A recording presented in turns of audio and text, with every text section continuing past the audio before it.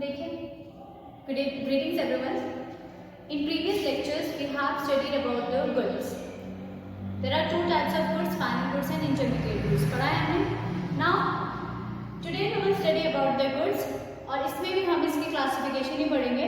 Goods are divided into two parts: consumption goods and the capital goods.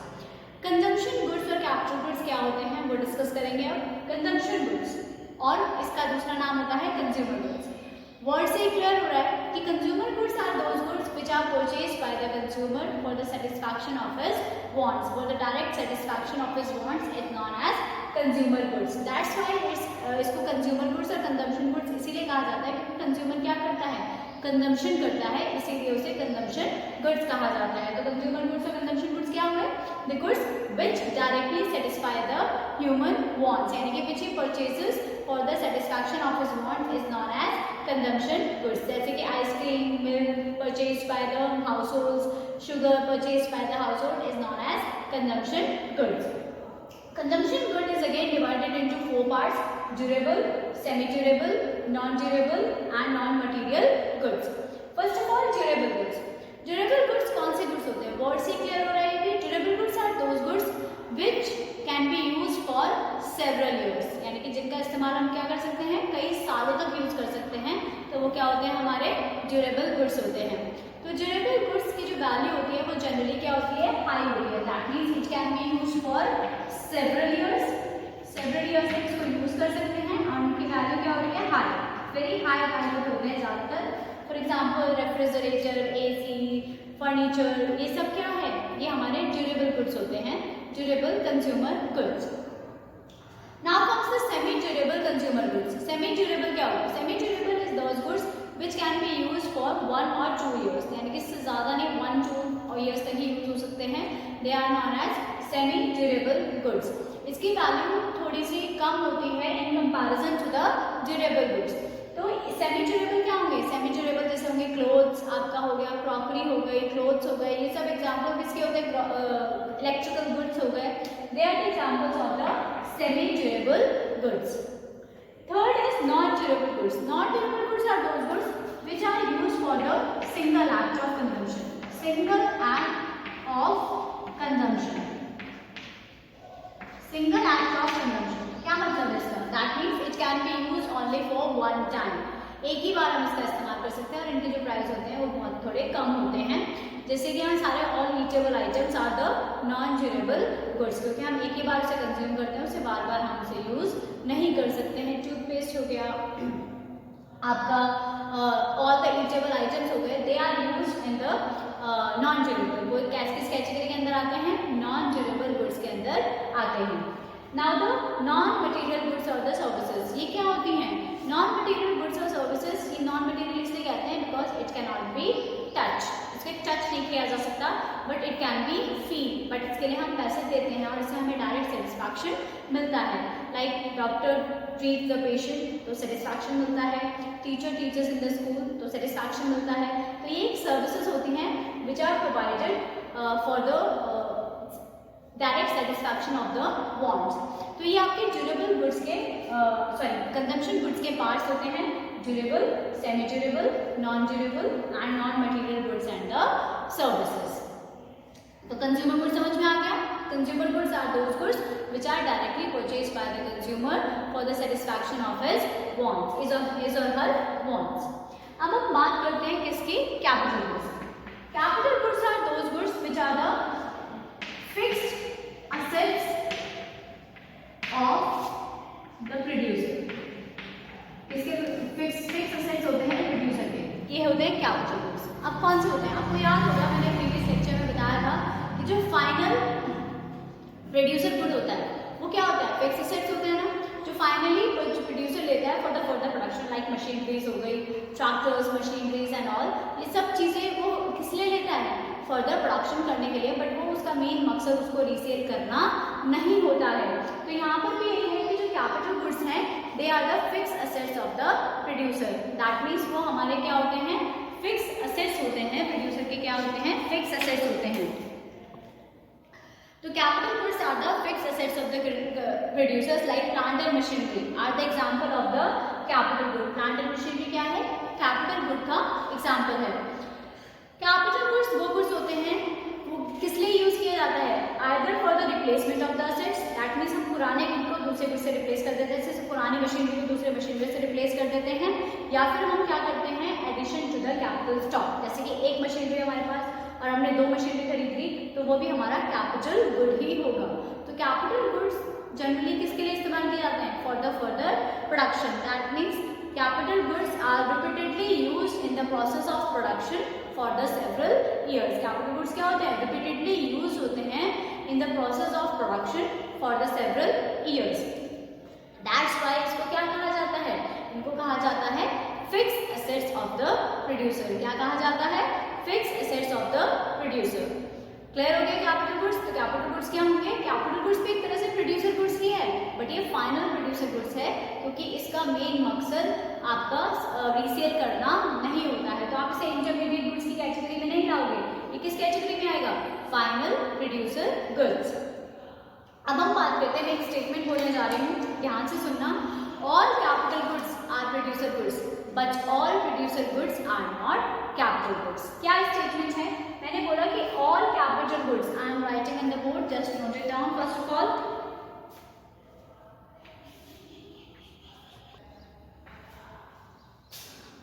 अब मैंने लिखा यहाँ पर एक statement, all capital goods are producer goods but all producer goods are not capital goods. क्या ये statement correct है, all capital goods are producer goods but all producer goods are not capital goods. पहले मैं आपको बता देती हूँ कि जो प्रोड्यूसर गुड्स हैं वो क्या हैं। देखिए अगर हम बात करें प्रोड्यूसर गुड्स की, तो जो प्रोड्यूसर गुड्स हैं ये 2 कैटेगरीज में डिवाइड होते हैं। कौन से, एक तो प्रोड्यूसर गुड कैपिटल गुड खरीदता है, एक प्रोड्यूसर क्या खरीदता है, इंटरमीडिएट गुड्स, क्योंकि उसे दोनों चीजों की जरूरत पड़ती है, एक वो कैपिटल गुड्स परचेज करता है और एक वो क्या करता है, इंटरमीडिएट गुड्स। तो प्रोड्यूसर गुड्स में कैपिटल गुड्स आया और इंटरमीडिएट गुड्स आया। अब कैपिटल गुड्स तो अभी बताया मैंने आपको, ये क्या होते हैं, ये होते हैं fix assets of the producer. क्या होते हैं, ये fix assets of the producer. और इंटरमीडिएट गुड्स क्या होते हैं, they are the goods which are under the boundary line of production, यानी कि which have not yet cross the boundary line of production, ठीक है, तो वो आपके इंटरमीडिएट गुड्स होते हैं। तो हमने बात करी यहाँ पर जो प्रोड्यूसर गुड्स हैं वो आपके कैपिटल गुड्स हैं और आपके इंटरमीडिएट गुड्स हैं। तो यहाँ स्टेटमेंट क्या लिखी है, all capital goods are producer goods, correct है। सारे कैपिटल गुड्स तो प्रोड्यूसर गुड्स होंगे, बिल्कुल करेक्ट है, क्योंकि कैपिटल गुड्स किस कैटेगरी में आ रहे हैं, प्रोड्यूसर गुड्स की कैटेगरी में आ रहे हैं। The next statement is but all producer goods are not capital goods, but all producer goods are not capital goods, ये भी करेक्ट है,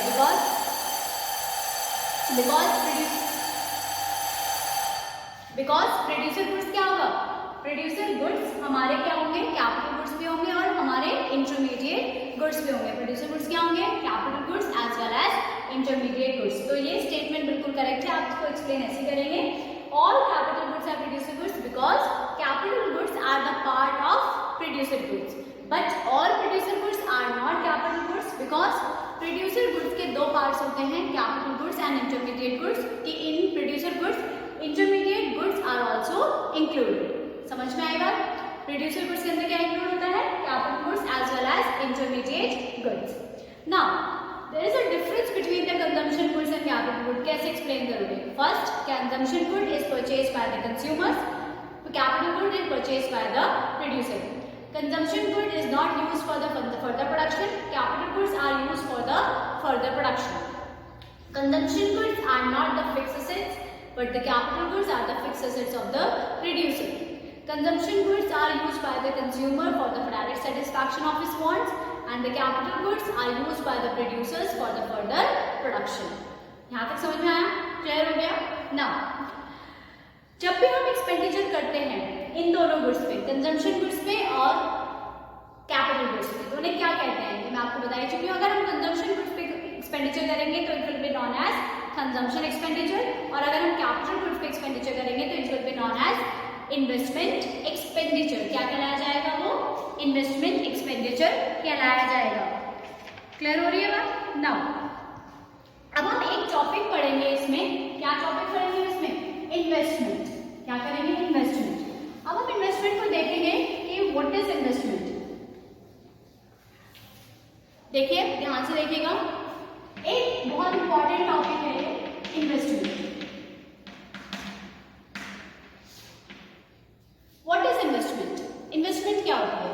अभी आपको बताया कि जो प्रोड्यूसर करता है उसको क्या कहते हैं? इन्वेस्टमेंट कहते हैं। अगर हम बात करें what is investment, investment refers to increase in the stock of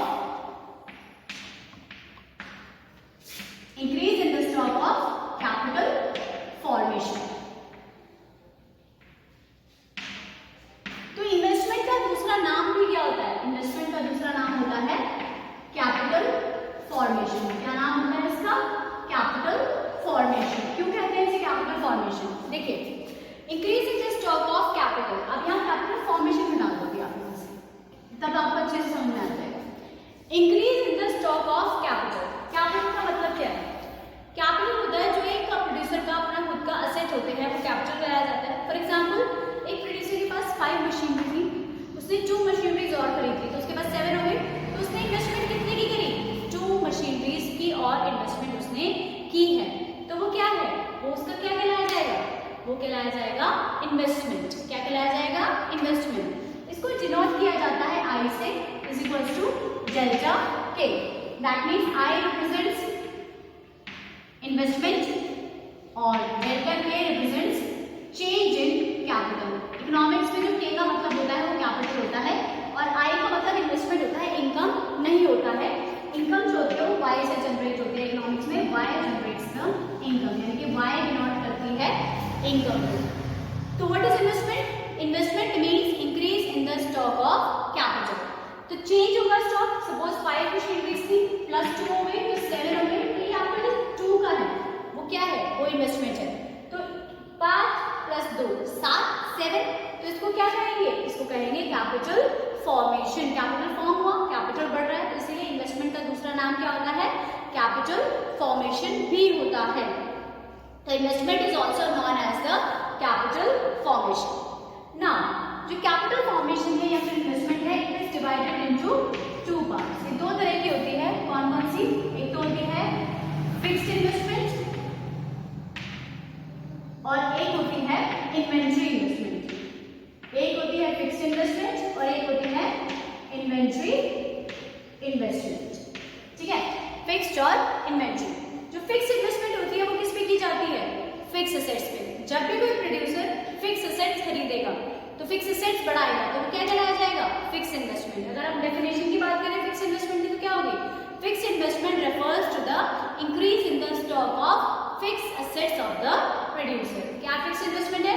fix investment refers to the increase in the stock of fix assets of the producer, that is fixed investment. जैसे in the beginning of the year एक producer के पास machinery थी 5 और at the end of the year machinery है 7, तो कितना increase हुआ? 2। तो वो क्या है? 2 का आपका क्या होगा? फिक्स्ड इन्वेस्टमेंट होगा। तो फिक्स्ड इन्वेस्टमेंट क्लियर हुआ। अब बात करते हैं इन्वेंट्री। इन्वेंट्री का मतलब होता है increase in the stock of raw material, increase in the stock of finished goods, increase in the stock of semi finished goods. वो क्या होते हैं? आपके इन्वेंट्री इन्वेस्टमेंट होते हैं। ठीक है, यानी कि फिक्स्ड होगा increase in the stock of fix assets और इन्वेंट्री क्या होगा? Increase in the stock of raw material, finished goods, semi finished goods. ये सब आपके किसके अंदर आएंगे? आपके आएंगे इन्वेंट्री इन्वेस्टमेंट के अंदर आएंगे। फिक्स्ड और इन्वेंट्री ये होता है। ठीक है, यहाँ तक समझ में आ गई इन्वेस्टमेंट में। अब हम नेक्स्ट क्लास में हम इनका सिग्निफिकेंस पढ़ेंगे, कॉन्सेप्ट्स पढ़ेंगे।